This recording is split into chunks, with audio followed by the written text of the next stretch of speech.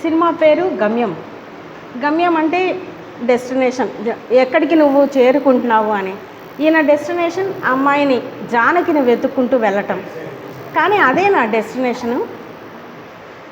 చేరుకునే లోపల జానకిని వెతకడం కాదు, తనని తాను తెలుసుకుంటాడు, తన్ని తాను వెతుక్కుంటాడు. ఆ ప్రాసెస్ ఈ పాట మొత్తం మనకు బిట్లు బిట్లుగా సినిమా అంతా వెళ్తుంటుంది. సీతారామశాస్త్రి గారి గురించి చెప్పాలంటే ఆయన పాటల్లో మీకు వెతికినా కూడా ఈ పదం వ్యర్థం అనేది కనపడదు. ఆ పదం అక్కడ ఉండాల్సిందే. మనకు పోనీ ట్రై చేద్దాం, ఈ పదం కాకుండా ఇంకో పదం పెడదాం అని ట్రై చేసినా కూడా మనకు కనపడదు. ఆ పదం అక్కడ ఉండాల్సిందే. ఒక పదం మామూలుగా మనం చేసే పని, ఒక పదం భలే ఉంది ఈ పదం అనుకున్నప్పుడు ఎక్కడో చోట ఇరికిచ్చేస్తాం. అట్లాంటి పని అతను ఎప్పుడు చేయడు. ఆ పదం అక్కడ అవసరమైతే మాత్రమే వేస్తాడు. పైన ప్రాసల కోసం ఎప్పుడు వెళ్ళరు. ఆటోమేటిక్గా అలా వచ్చేస్తూ ఉంటాయి ఆయన పాటల్లో ప్రాసలు అనేవి. అందుకే అతన్ని పండితుడు అంటారు. అతను నార్మల్ సినిమా కవి కాదు, పండిత కవి ఆయన. అదే త్రివిక్రమ్ అంటాడు ఒకసారి, ఆయన ఇక్కడ మిగిలిపోయినందువల్ల ఇలా ఉన్నాడు, లేకపోతే చాలా హై స్థాయికి వెళ్ళాల్సిన రచయిత అతను సినిమా పాటల రచయిత అయినందువల్ల ఇలా ఉండిపోయాడు అని అంటాడు, లేకపోతే చాలా స్థాయిలో ఉండేవాడు అంటాడు. ఈ పాట గురించి చెప్పాలంటే పూర్తిగా తాత్వికతతోనే నిండి ఉంటుంది. అర్థం చేసుకోవడం నేను ఎంతవరకు చెప్తానో అనేది కూడా నాకు కష్టమే, ఎందుకంటే పూర్తి తాత్వికతతో కూడిన పాట ఇది. నేను ప్రయత్నిస్తాను.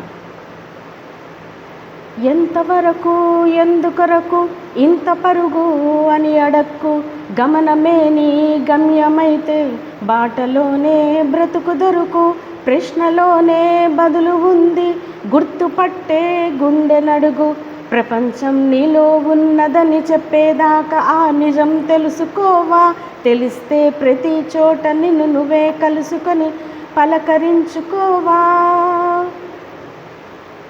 నువ్వు జర్నీ స్టార్ట్ చేసావు, బైక్ వేసుకొని వెళ్తున్నాడు అతను. ఎక్కడికి వెళ్తున్నావు, ఎంతవరకు వెళ్తున్నావు, సహజమైన క్వశ్చన్స్. ఏం చెప్తాడు, ఎంతవరకు వెళ్తున్నాడు అంటే తన్ని తాను తెలుసుకోవడానికి వెళ్తాడు. దానికి ఆన్సర్ లేదు. ఎంతవరకు, దాన్ని మన జీవితంతో అన్వయించుకుందాం. మన ప్రయాణం ఎంతవరకు మనకు తెలుసా, ఎందుకొరకు వెళ్తున్నామో తెలుసా. గాడట్ అనే ఒక నవల్లో ఒక రైటర్ అంటాడు, ఒక ఇద్దరు స్టేజ్ మీద ఉంటారు, షూలేస్ విప్పుకుంటారు, మళ్ళీ వేసుకుంటారు, బాగున్నావా అంటారు, మళ్ళీ అటు తిరుగుతారు, మళ్ళీ షూలేస్ విప్పుకుంటారు, మళ్ళీ వేసుకుంటారు. బతికుండి మనం ఏం చేస్తున్నాము, ఇదే పని చేస్తున్నాము. షూలేస్ విప్పుకుంటున్నాము, వేసుకుంటున్నాము, తిరుగుతూనే ఉన్నాము. ఎందుకొరకు, ఏం చేస్తున్నావు, ఎందుకు బతుకున్నావు అంటే మనకెవరికైనా తెలుసా. గమనమే నీ గమ్యమైతే బాటలోనే బ్రతుకు దొరుకు. ఇక్కడ ఎండ్ ఇంపార్టెంట్ కాదు. ఎండ్ మనకైతే ఎండ్ చావు, అది ఇంపార్టెంట్ కాదు. గమనమే నీ గమ్యం అయితే, వెళ్ళడమే నీ జయం. ఆ జయం అయితే నువ్వు ఏం తెలుసుకుంటావు. బాటలోనే బ్రతుకు దొరుకు, వెళ్ళే దాంట్లోనే నీకు ఆన్సర్స్ దొరుకుతాయి. నీ జీవితం అంటే ఏంటంటే నువ్వు వెళ్ళడమే జీవితం. గుర్తుపట్టే గుండె నడుగు, ప్రశ్నలోనే బదులు ఉంది గుర్తుపట్టే గుండె నడుగు. మనం ప్రయాణం చేసేటప్పుడు జీవిత ప్రయాణంలో ఎన్నో ప్రశ్నలు వస్తాయి. ఆ ప్రశ్నలకు అన్నిటికీ సమాధానం ఎక్కడుందంటే నీ లోపలే ఉంది. ఆ నీ లోపలే ఉంది అనే దానికి ఆన్సర్ మళ్ళీ చివరిన చెప్తాడు ఆయన, ఎలా ఉంది అనేది. ఈ పాట ఆయన రెండు విధాలుగా ఎంచుకున్నాడు. ఒకటి ఏంటంటే ప్రపంచంలో అంతా నువ్వున్నావు అంటాడు ఒక స్టాంజా. రెండో స్టాంజా నీలో ప్రపంచం ఉంది అంటాడు. ఈ రెండు స్టాంజాలను తీసుకొని ఒక పాట గుడిచాడు. ప్రపంచం నీలో ఉన్నదని చెప్పేదాకా నిజం తెలుసుకోవా, తెలిస్తే ప్రతి చోట నిన్ను నువ్వే కలుసుకొని పలకరించుకోవా. ఎట్లా ఉంది ప్రపంచంలో అంతా నువ్వే ఎట్లున్నావని నెక్స్ట్ స్టాంజాలో చెప్తాడు. కనపడే వెన్నెన్ని కెరటాలు కలగలిపి సముద్రం అంటారు, అడగరే ఒక్కొక్క అల పేరు. సముద్రం ఒక అలతో కలిసిందే, అన్ని అలలతో కలిసిందే సముద్రం. ఒక్కొక్క అలకి సపరేట్ ఎంటిటీ ఉంది, కానీ అన్నీ కలిపితేనే సముద్రం. మనం పోయి సముద్రంలో ఒక్కో అలకి నీ పేరేంది నీ పేరేంది అని అడిగితే ఎలా ఉంటుంది? అలాగే ఈ మానవ జాతి సమూహంలో నువ్వు కూడా ఒకడివి అంతే. మనం మన గురించి ఆలోచిస్తే ఒకలాగా అనిపిస్తుంది. మనము నెల్లూరు, ఆంధ్రప్రదేశ్, భారతదేశము, ప్రపంచము, విశ్వము, పాలపుంత, సృష్టి, ఇంతలో మనం ఎంత? సముద్రంలో ఒక అలే కదా. మనకిలా ఎదురైన ప్రతివారు మనిషనే సంద్రాన కెరటాలు, పలకరే మనిషి అంటే ఎవరు? ఈ సముద్రంలో ఒక అల ఎలానో ఈ మొత్తం జీవ సమూహంలో మనము ఒకళ్ళము. అలా నువ్వు ఒక మనిషి అంటే మనం ఎలా పలకమో ఆ ఎంటిటీ మనకు అర్థం కావట్లా. మన స్థానం ఏంది, మనమేంది అనేది మనకు అర్థం కావట్లా. సరిగా చూస్తున్నదా నీ మది? కరెక్ట్గా ఆలోచించు. గదిలో నువ్వే కదా ఉన్నది. ఒక గదిలో నువ్వు ఉన్నావు, చుట్టూ అద్దాలలో విడి విడి రూపాలు నువ్వు కాదంటున్నది. చుట్టూ అద్దాలు ఉన్నాయి, ఈ అద్దం నేను కాదు, ఈ అద్దం నేను కాదు అని నువ్వు అనగలవా? మధ్యలో నువ్వే కదా ఉన్నావు. ఎలాగైతే నువ్వు ఉండి చుట్టూ అద్దాలు ఉన్నాయో ఈ సృష్టి కూడా అంతే. నీ యొక్క రెప్లికానే మొత్తము, చుట్టూ ఉన్నది నువ్వే. ఎట్లా నువ్వే సృష్టిలో, సృష్టి మొత్తం నువ్వే ఎట్లా నిండి ఉన్నావు అనేది మళ్ళా చెప్తాడు.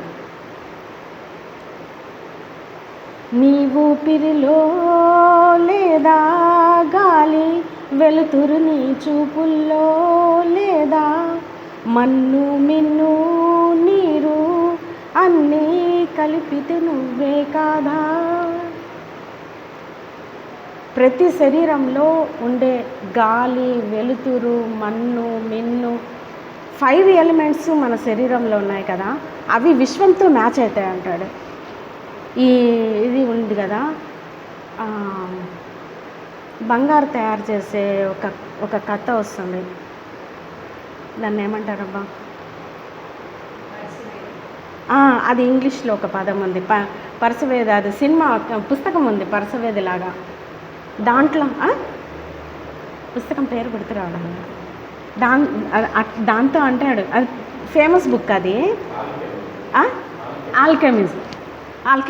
ఆల్కెమీనా. దాంట్లో అంటాడు మన ధాతువులు అట్రాక్ట్ అవుతాయి సృష్టితో అని. అందుకే మనము సంధ్యావందనం చేసేటప్పుడు కూడా ఓం భూర్భువస్సువః ఓం తత్సర్వితుర్వరేణ్యం భర్గో దేవస్య ధీమహి అన్నప్పుడు దాంతో మ్యాచ్ అవుతాం, ఆ వేవ్ లెంత్తో మ్యాచ్ అవుతాం. అందుకే మనం సంధ్యావందనం చేసేది సృష్టిలో మనం ఒకళ్ళం అంతే, మన స్థానం ఏంది అంతే. కానీ ఆ సృష్టి మనల్ని తేజవంతం చేయాలనే ఒక ఉద్దేశంతో చేస్తాం సంధ్యావందనం. ఆ ధాతువులు కానీ ఆ వెలుతురు కానీ నాలో కూడా ప్రచోదకం అవ్వాలి, నేను కూడా యాక్టివేట్ అవ్వాలి, శక్తివంతుణ్ణి అవ్వాలి. సంధ్యావందనం యొక్క ఉద్దేశం అది. ఇప్పుడంతా ప్రపంచంలో నువ్వు ఉన్నావని చెప్పాడు, ఇప్పుడేమంటాడంటే నీలో ప్రపంచం ఉందంటాడు. మనసులో నీవైన భావాలే బయట కనిపిస్తాయి దృశ్యాలే, నీడలు నిజాల సాక్ష్యాలే. నువ్వు ఏమనుకుంటే, మన దీంట్లో కూడా ఉంది భాగవతం, యద్భావం తద్భవతి. నువ్వేమనుకుంటావో అదే కనిపిస్తుంది. శత్రువులు నీలోని లోపాలే. వాడు పనికి మాలినోడరా, వాడి కోపం ఎక్కువరా. నువ్వు ఈజీగా ఎందుకంటున్నావు అంటే నీలో ఉంటుంది కోపము, అది మ్యాచ్ అవుతుంది. నువ్వు వాడిని కోపం వాడికి ఉందని నువ్వు చెప్తున్నావు. అది ఎందుకు చెప్తున్నావు అంటే నీ దృష్టికోణం అలా ఉంది, నీలో ఉంది కోపం. స్నేహితులు నీకున్న ఇష్టాలే. బా ఆ మేడం భలే ఎక్సలెంట్ రా, బాగా హెల్ప్ చేస్తుంది అందరికీ అని నువ్వు ఎందుకంటున్నావంటే హెల్ప్ చేసే గుణం అనేది నీకు ఇష్టమైన గుణం. ఆ గుణం వల్ల నువ్వు ఒక స్నేహితాన్ని ఫీల్ అవుతున్నావు తప్పనించి యాక్చువల్గా ఆ మనిషికి ఏమీ ఉండదు. నువ్వు ఎట్లా చూస్తున్నావో అలా కనపడుతుంది అవతల వ్యక్తి. ఋతువులు నీ భావ చిత్రాలే. ఒక అందమైన పువ్వు ఉంది, చూడకుండా పట్టించుకోకుండా వెళ్ళిపోయామంటే అది ఉన్నా ఒక లేనట్టే, దాని ఎగ్జిస్టెన్స్ లేనట్టే. లేదు మనం ఊహించుకుంటాం చక్కగా ఒక చందమామని. నువ్వు ఏం భావిస్తున్నావో, కోపంగా భావిస్తున్నావా, స్నేహితంగా భావిస్తున్నావా, సంతోషంగా భావిస్తున్నావా, ప్రతి ఒక్కటి నీ మనసులో ఏ భావన అయితే ఉందో అదే నీకు బయట కనపడుతుంది.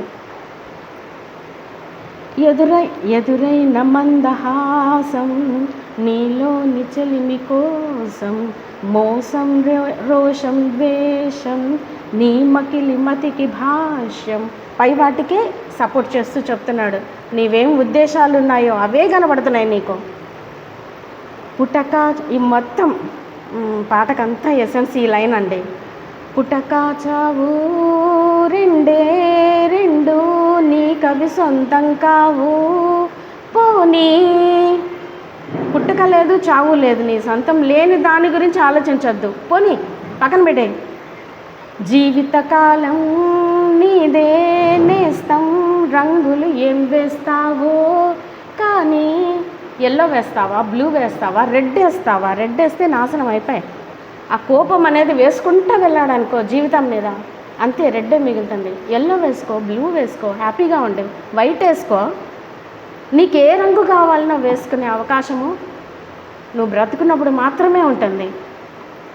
ఇదే అండి పాట. తారరరరారరరరా. ఇది చిత్రీకరణ కూడా చాలా బాగుంటుంది. అతను ఫస్ట్ గాలిసీను అనే వ్యక్తిని కలవటము, పేరే గాలిసీను కానీ అతనిలో చాలా డెప్త్ ఉంటుంది. అల్లరి నరేష్ ఎక్సలెంట్గా చేసినాడు. తర్వాత నక్సలైట్లను కలవడము, తర్వాత ఫస్ట్ ఒక బేబీ పుట్టినప్పుడు, తన కారులో పుట్టినప్పుడు చాలా అసహించుకుంటాడు, ఆ బ్లడ్ అయింది బేబీదే అని. అలాంటిది చివరికి తనే డెలివరీకి వెళ్ళి ఆ బేబీని మోస్తాడు, వేరే బేబీని మోస్తాడు, చేతులంతా బ్లడ్. ఎంతగా ట్రాన్స్ఫార్మేషన్ వస్తుందో చివరిలో హీరోయిన్ని కలిసినప్పుడు ఆ ఎక్స్ప్రెషన్స్ కానీ అంతా కలిపి పాట కానీ సినిమా కానీ ఒక అంతర్జాతీయ స్థాయి ఉన్న సినిమా మనకి ఇది. థ్యాంక్స్ అండి అందరు విన్నందుకు.